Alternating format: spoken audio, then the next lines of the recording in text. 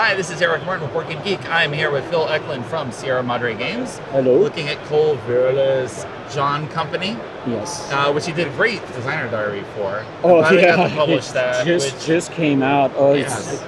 It's fantastic about very long history in trying to bring this thing to the table and the new concepts it represents, because it's a very innovative game. Yes. So maybe we can present an overview here of what. Finally, we have the reality of the game in front of us. Yeah. So, and talk about it. I'll mention we've got a double-sided board. Maybe I'll just take a quick look at the other side. Yeah. So this is for the solitaire version, but this is the side that I've been play testing, and this shows the company structure of John Company, the world's first stock company. Well, maybe not the world's first, but the most successful, the most notorious of the joint stock companies established in the 19th and 17th and 18th centuries.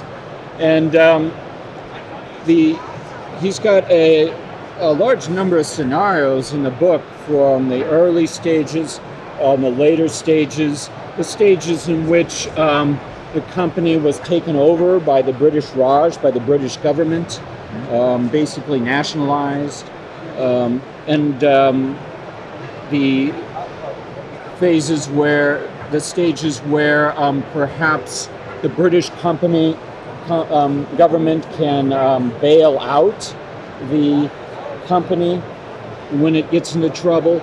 So each player is starting as one family. It's like a dynasty game, and you can have up to 6. There's a lot of players in this game, and the fortunes of all the members, the scions, the sons of this game, are depicted by your colored cubes on this company structure map. Very intricate and beautiful map made by Cole Weary for this purpose. You should have, I'm not setting this up properly, but there's a track here for game turns. There's a track for company revenue.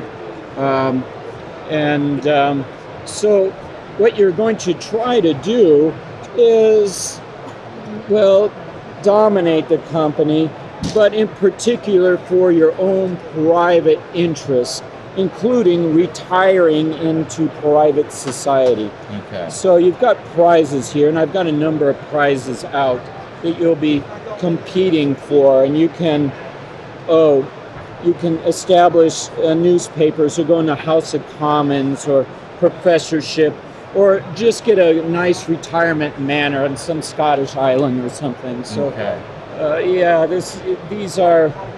these allowed to give you victory points, and they depend a lot on if you're just an executive position or one of these sub-executive positions down here. Okay. You can give an overview of we've got the goal here representing the families and what we were trying to win, I guess, whatever personal goals we set for ourselves. Personal goals, and those I'll mention while I'm thinking of it, that those personal goals obviously might not be aligned with whatever the company, whatever that is, would like to see. Certainly, I've played with players who want to see the company go under. And so they try to sink it, as it were. Okay. What's the nature of a turn leg, or how do you try to work towards achieving these goals? You have to fill positions. You go through a family. Here's the sequence of play here. Okay. You go through a family operation. Then you fill vacancies in the company, and so you start moving cubes. Let's just say there's some,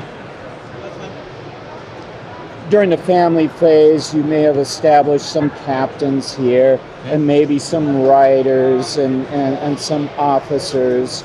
And these are people who are sort of young, ambitious, or maybe not so. They could be lazy or whatever, but you're going to start promoting. Anyway. You're going to find who's been retired, which of these positions, either executive, sub-executive, are open, and you start installing them in place all the way up to the chairman. Okay. Chairman, as I found out the hard way, is not necessarily the best place to be. Assume if your head on the block if things go wrong. Well, there is that. Your head's on the block if things go wrong. That's true. Yeah. But other places can be more profitable for you. These various presidencies for different parts of India can, because basically money comes in from trade generated from building of ships and building of cargo for ships, represented by these icons and these will bring in the money, and as in any structure, private or public, the closer you are to the source of the money, the more slips into your pocket. And but there's a lot of neat balances over just how much you're going to risk there in these various provinces of India that could be at risk unless they're supported and could go under. Okay. And you may be interested in letting one area go under but supporting another. Okay. Now, I'll mention too, I was supposed to go through this. I'll get back to it, I promise. I'll mention the elephant just because it's big and cute and cool looking. But this is a mechanism which I've already started to borrow for other PAX games to show where the attention, where the focus is, where the action is, basically. And if the elephant moves to, say, Bengal or something, then this means, oh, there could be rebellion.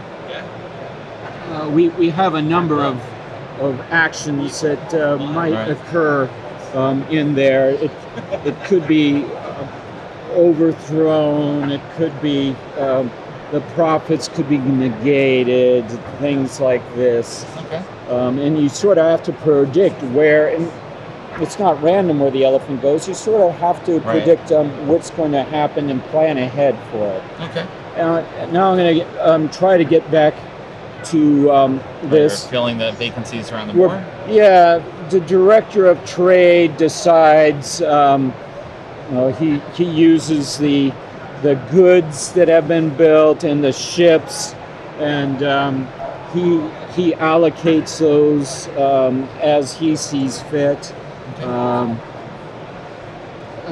Each area has their own little responsibility for their own domain.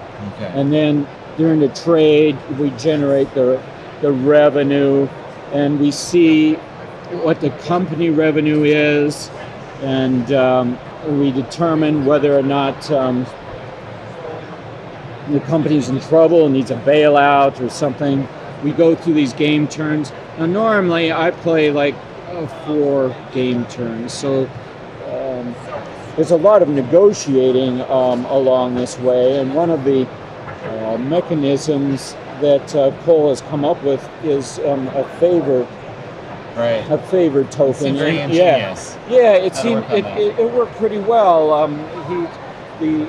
Once the players get used to it, they have to sort of get used to this concept, and they say, yeah, well, I'll do that for a favor token. And these favor tokens can start to build up, and like any clannish thing, they can start to work against you. Right. It's a good way, though, of sort of having that middle ground of you can pay for it if you want by not returning the favor, or eventually you do something else. So that works pretty cool. I wanted to mention the last phase, if I have time here. Yeah. This is sort of something that I believe Paul told me came straight from my game, Lords of the Sierra Madre, having sort of a headline phase, and the headlines of the newspaper determined things like where the elephant goes, special events, that you have to work under. This one says monopoly revoked. There's deregulation occurs. So a lot of this is in the tradition of a general event that impacts all players. It doesn't, it'll hurt some players more than others, but all players have the capacity to be affected by it, and depending on how they've set themselves up. Yeah, how they've set themselves up. Right. Okay. Also, I wanted to mention too, during this phase, there's what's called the balance of India, and I found this pretty clever. I'm not using the right token here, but this is something so that it's not just a bimodal thing that flips randomly. It starts to move in a certain direction, either towards chaos or law and order in India. And so this way, the players have some idea of what's happening and can plan ahead for it. And so the balance shifts according to events in India and things, but you can sort of anticipate what's happening and try to read the landscape. Yeah, read the landscape and say, maybe I better be promoting captains and asking, doing favors to the trade director to beef up this area because it looks like it's going to be problematic. Okay. So there's a lot of negotiating. So it takes time. I mean, even 4 turns can take a while if you've got a lot of players and the like. But obviously, negotiation is not everyone's cup of tea, but it's really fascinating once the players get a hang of it. Okay. All right. Well, thank you very much, Phil. Well, you're welcome. Overview of John Company. Thank you. Okay, well.